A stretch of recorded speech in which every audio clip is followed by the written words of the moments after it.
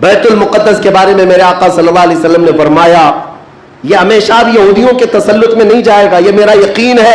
دنیا ٹل سکتی ہے مگر میرے مصطفیٰ کا فرمان نہیں ٹلے گا۔ میرے آقا نے اگر فرمایا ہے تو وہ ہو کر رہے گا۔ حضور فرماتے ہیں خراسان سے ایک جماعت آئے گی، خراسان سے۔ خراسان یہ افغانستان اور ایران کا کچھ حصہ ہے جس کو پرانے زمانے میں خراسان کہا جاتا تھا۔ میرے آقا فرماتے خراسان سے کالے جھنڈے لے کر کے ایک جماعت نکلے گی اور وہ اتنی تیزی سے بڑھتی ہوئی بیت المقدس کی طرف آئے گی کہ دنیا کی کوئی حکومت اور کوئی طاقت ان کا راستہ نہیں روک سکے گی، اور وہ جھنڈے سیدھے لا کر بیت المقدس پر گاڑ دیں گے۔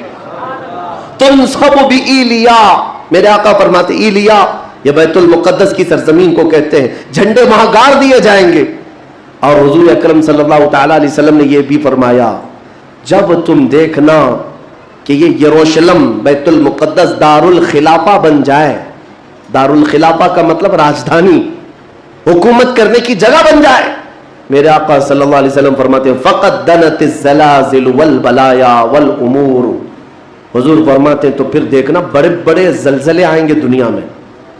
جب یروشلم کو راجدھانی بنا دیا جائے دار الخلافہ، بڑے بڑے زلزلے آئیں گے دنیا میں، والبلایا اور بہت ساری بلائیں پھیلیں گی پوری دنیا میں۔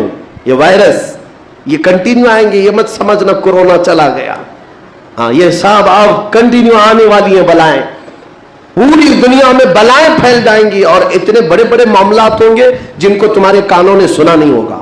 حضور نے فرمایا، اور یہ دار الخلافہ سے کیا مراد ہے؟ محدثین نے اس میں الگ الگ بحثیں کی ہیں، لیکن میں آپ کو بتاؤں 2017 میں، ابھی 3-4 سال پہلے کی بات ہے، 5 سال پہلے ان یہودیوں نے اپنی راجدھانی ڈکلیئر کر دی، یروشلم ہے، بیت المقدس ہماری راجدھانی ہے، اور سارے سفارت خانے جتنے بھی ایمبیسی ہیں انہوں نے سب وہاں پر منتقل کرنا شروع کر دیا، اور بیت المقدس کی سرزمین کو اپنا کیپٹل سٹی بنانے کا اعلان کر چکے۔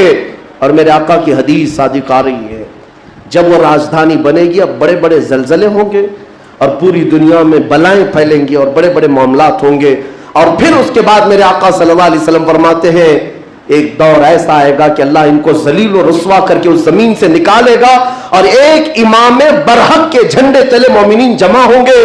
پوچھا گیا وہ امام برحق کون ہوگا؟ میرے آقا فرماتے ہیں وہ میری اولاد میں سے ہوگا، اس کا نام میرے نام پر ہوگا، اس کے باپ کا نام میرے باپ کے نام پر ہوگا، اور اللہ اس کو امام مہدی کی شکل میں بھیجے گا۔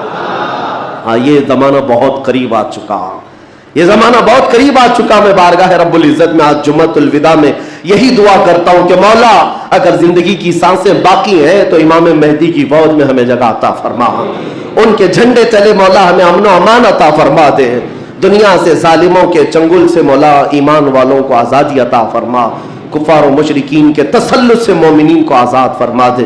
اے رب ذوالجلال احسن الخالقین، اس ماہ مبارک میں اگر تو ہمیں مولا ان راتوں میں ان دنوں میں عبادتوں کو قبول کیا اور بھیک میں کچھ دے تو مولا صرف اتنا دے دے کہ پوری امت کو مولا خیر و عافیت عطا کر دے، کھوئی ہوئی عزت و وقار عطا فرما دے، ہمارے ناحق قید کیے ہوئے بچوں کو مولا آزادی عطا فرما دے، بے قصور جیلوں میں بند ہمارے بچوں کو مولا آزادی عطا فرما دے۔ 1914 سے 1918 کے بیچ میں فرسٹ ورلڈ وار ہوئی، دنیا کی سب سے بڑی جنگ، پہلی جنگ عظیم، جس میں ترکیوں نے جرمنی کا ساتھ دیا اور ہار گئے برطانیہ انگلینڈ کے مقابل میں۔ تو ہارنے کی وجہ سے ہوا یہ کہ ترکی کی ساری خلافت ختم ہو گئی، خلافت عثمانیہ کے ٹکڑے ٹکڑے ہو گئے، 50 ملکوں پر ان کی اکیلی حکومت تھی، سب ٹکڑے ہو گئے، ترکی کو سب ختم کر دیا گیا، خلافت ختم کر دی گئی۔ یہ 1920 میں خلافت ختم کر دی گئی، اور پھر برطانیہ انگلینڈ کے تسلط میں، اس کے قبضے میں فلسطین بھی آیا۔ یہ وہ زمانہ تھا جب ہمارا انڈیا بھی انگلینڈ کے انڈر میں تھا، ہمارا بھارت بھی۔ برطانیہ ہر ملک فتح کرتے ہوئے اپنے اندر لیتے جا رہے تھے، یہ انگریزوں کی عادت تھی، تو فلسطین بھی ان کے اندر میں تھا۔ تو اب ان لوگوں نے یہودیوں کے لیے ایک عام اعلان کیا، ڈکلیریشن آف بالفور کہا جاتا ہے، ایک بالفور اعلامیہ، جس میں اعلان کیا گیا کہ دنیا بھر کے جو بھی یہودی ہیں وہ ہجرت کر کے یہاں آئے، انہیں گھر دیا جائے گا۔ 1921 سے پھر فلسطین میں ایک چھوٹی سی بستی میں ان کو بسایا گیا. 4000 لوگ پہلے آئے, 4000 لوگ آئے. پھر یہ ہجرت کا سلسلہ چلتا رہا یہاں تک کہ 1947 میں ان کی آبادی 36 لاکھ کے قریب ہو گئی. 30-35 لاکھ سے بڑھ کر کے آگے بڑھ گئے. اور اس کے بعد پھر 1948 میں ان ظالموں نے اقوام متحدہ UN کی مدد سے یہ اعلان کر دیا پوری دنیا میں کہ اب یہ فلسطین نہیں ہے, اس کا آدھا حصہ اسرائیل ہے, یہ ہمارا ملک ہے. بات در حقیقت یہ تھی کہ UN میں اقوام متحدہ میں یہ بل پاس ہوا تھا کہ یہودیوں کو بھی رہنے دیا جائے, مسلمانوں کو بھی. اس فلسطین کے 2 ٹکڑے کیے جائیں گے, ایک مسلمان فلسطین بنائیں گے اور ایک یہودی اسرائیل بنائیں گے. آج بھی یہ اقوام متحدہ UN کا یہ بل آج بھی موجود ہے. اقوام متحدہ سے یہ بل پاس ہوا, یہودی تو مان گئے لیکن پورے عرب کے مسلمان اس کے خلاف تھے کہ عربوں کے بیچوں بیچ ایک یہودی ریاست کیسے قائم ہو سکتی ہے, یہ ہمارا مقدس معاملہ ہے, مقدس سرزمین سے ہمارا تعلق ہے. احتجاج کرتے رہے لیکن ان یہودیوں نے مال کے ذریعے, عورتوں کے ذریعے سارے عرب ملکوں کے جو بادشاہ تھے ان تک اپنا تسلط جما لیا. کئی ایسے عرب بادشاہ ہیں جن کی بیویاں یہودی ہیں, ان کے گھروں تک یہ پہنچ گئے اور ان کو ایسا نیوٹرل کر دیا کہ اب وہ فلسطین کے بارے میں بات نہ کریں. ہوا یہ کہ اسرائیل تو بن گیا لیکن آج تک فلسطین نہیں بن سکا. فلسطین کا وجود دنیا نہیں دکھاتی, گوگل میں چیک کرو تو نہیں بتاتا, فلسطین کوئی جگہ نہیں. میرے عزیزوں, ہر 10 سال پر یہ زمین کو ہڑپتے آج پورا وہ ارض مقدس جس کو فلسطین کہا جاتا ہے 90% یہودیوں کے قبضے میں آ گیا. اقوام متحدہ سے یہ بھی بل پاس ہوا تھا کہ آدھا کر لیا جائے, اسرائیل ایک ریاست, فلسطین ایک ریاست, لیکن بیت المقدس جو ہے مسجد اقصی وہ دونوں کے اندر میں نہیں رہے گی, یہ اقوام متحدہ کے اندر میں, یہ خود مختار رہے. کیونکہ یہاں یہودیوں کا بھی تعلق ہے, عیسائیوں کا بھی ہے, مسلمانوں کا ہے, سب کو یہاں آنا جانے کی اجازت رہے گی, کسی کے انڈر میں نہیں رہے گا. یہ پاس ہوا تھا لیکن آج حالات یہ ہے کہ اس بیت المقدس کی دیواروں پر, دروازوں پر یہ وحشی ظالم اسرائیلی بندوق تانے آج بھی کھڑے ہوئے. یہ جسے اندر جانے دیں وہ جائے گا.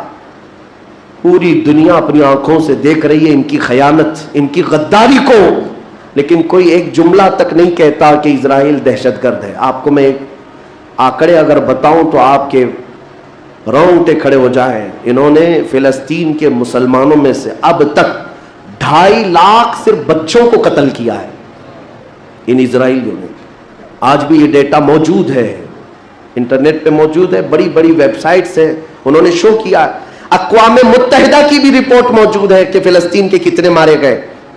ان دونوں کی جنگ میں 24 لوگ اگر مارے جاتے ہیں تو 23 فلسطینی ہوتے ہیں, 1 اسرائیلی ہوتا ہے. پھر بھی دہشت گرد فلسطین ہے, آتنکواد فلسطین ہے. میرے عزیزو, یہ دنیا جو دوہرا کھیل کھیل رہی ہے اس کو کون بتائے گا آخر؟ وہاں جمعہ کی نماز پڑھنے کے لیے مومنین آج بھی جاتے ہیں, ان پر گولیاں برسا دی جاتی ہیں, لیکن ان جیال مسلمانوں کو ہزاروں سلام جو تلواروں کے سائے میں بھی میرے مولا کی عبادت خشوع و خضوع سے کرتے. میں خود گیا اور دیکھا ہوں, چھوٹے سے بچے, 6 سال کے 8 سال کے بچے ملنے کے لیے آتے ہیں اور یہ پورے اسلحے میں لیس فوجی کھڑے رہتے ہیں. چھوٹا سا بچہ ان کی گن کو یوں گھماتا ہے اور مسجد میں اندر آتا ہے, ایسا لگتا ہے جیسے وہ کھلونے کو پکڑ رہا ہے. میرے عزیزو, یہ بھی حدیث پاک کے ذریعے سے میں بتاتا ہوں. میرے آقا صلی اللہ علیہ وسلم فرماتے ہیں میری امت کا ایک حصہ قیامت تک باطل سے لڑتا رہے گا, قیامت تک باطل سے لڑتا رہے گا, اور ان کی مخالفت کرنے والوں کا ان پر کچھ بھی اثر نہیں ہوگا, اور دنیا میں کوئی بلا بھی پھیلے تو اس جماعت پر کچھ اثر نہیں ہوگا. صحابہ نے پوچھا یا رسول اللہ آپ کی امت کا وہ حصہ کون ہے؟ میرے آقا فرماتے بیت المقدس کے آس پاس رہنے والے مومنین کی جماعت ہے. ان کی فضیلت میں میرے آقا نے فرمایا قیامت تک لڑتے رہیں گے, قیامت تک, اور ان کی خلاف کرنے والوں کا ان پر کچھ بھی اثر نہیں ہوگا. اور ہم دیکھ رہے ہیں ارے بڑی عمارتیں ایک بم سے گرا دیا, दूसरे दिन उनके आसपास इनकी गाड़ियां भी चल रही हैं, दुकानें भी चल रही हैं, बाजार भी चल रहा है। कल रात को फायरिंग हुई, 50 लोग बैतुल मुकद्दस से उठा करके लाशें ले गए। दूसरे दिन जा करके देखे तो असर के बाद औरतें अपने बच्चों के साथ रोटियां सैंडविच खाती हुई बैठी हुई हैं। मतलब यह है कि न मौत का उनके अंदर खौफ है, न जालिमों के तसल्लुत का डर है। हाँ, ये भी अल्लाह ताला की तरफ से होता है कि मौला जब किसी का दिल कुशादा करे तो बड़े बड़े पहाड़ों से भी उन्हें डर नहीं लगता। और एक हदीस मेरे आका सल्लल्लाहु अलैहि वसल्लम ने फरमाया कि सय्यिदुल बुकाई बैतुल मक़दिस, सय्यिदु सखरति सखरतु बैतुल मक़दिस। हुजूर ने फरमाया पूरी रुए जमीन का सरदार जो हिस्सा है वो बैतुल मुकद्दस का हिस्सा, सरदार हिस्सा। और गुंबदों में अगर सरदार गुंबद है तो बैतुल मुकद्दस का गुंबद है, ये मेरे आका ने फरमाया। और हुजूर फरमाते हैं तुम देखना कि आखिर जमाने में सारे लोग उस जमीन की तरफ हिजरत कर जाएंगे। जब ऐसी हिजरत का वक्त आ जाए, हुजूर फरमाते फलज़महुम, तुम लाजिम पकड़ लेना, उस जमात के साथ चले जाना, क्योंकि खैर पूरी दुनिया में सिर्फ वही होगा और कहीं नहीं होगा। और आज जो हालात देख रहे ना, यहूदियों का तसल्लुत है, उनका कब्जा है, मेरे अजीजों चंद दिनों की बात है। मैं कुरान से और हदीस से, वक्त होता तो मैं आज, चूंकि ये जुम्मतुल विदा है और यौम कुद्स के नाम से पूरी दुनिया आज मना रही है, इसलिए मैंने तुम्हारे सामने ये बातें रखी हैं। बैतुल मुकद्दस क्या